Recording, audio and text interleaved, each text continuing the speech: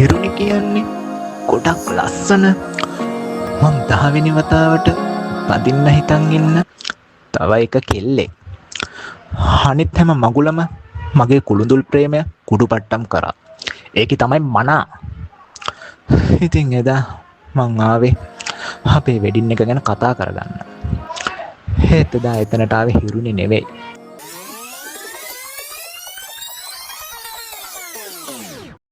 වෙන කෙනෙක්. කෙනෙක් කියලා කිව්වට කෙනෙක්මත් නෙමෙයි.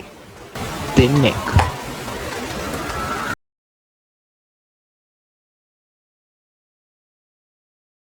ඕක මොකද්ද බං? ඔබ මට මගේ සහෝදරෙක් වගේ. ඔබට මං කරන්න නැති දවවක් තියනවද බං? ඉතින් මොකද කියන්නේ? අපි දෙන්න ආයෙත් ආදරය කරන්න පටන් ගමුද? අනේ ඒකි මගේ මේ මගුලත් කඩයිද මචං? අපෝ බලන් ඉන්න හැටි විතරක් ගස් වැඳිරි. අතම ආවනේ මාවම කන්න.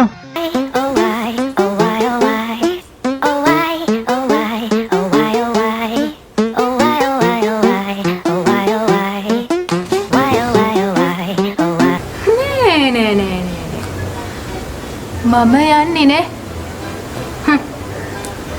මම බලන්නම්කෝ. තමුසේ වගේ වටේ යන කක්කුට්ටෙකුට අහුවෙච්ච පුන්නප්පු කන ඔය මෝඩ ගොම්වැස්සි කවුද කියලා මං ඕකිවද බලලමයි යන්නේ.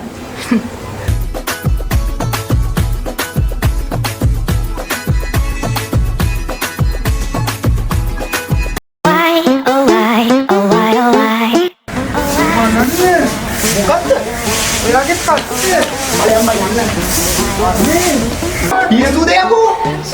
මේ පිස්සු යකෝ මම නැරෙයි. යකෝ ඔබට පිස්සුද? ඔබට පිස්සුද නෝ? මට මේ මගුලවත් තරහියද බං? තින්බා ගෝනේ පළවෙනි මගුල කාගත්තේ.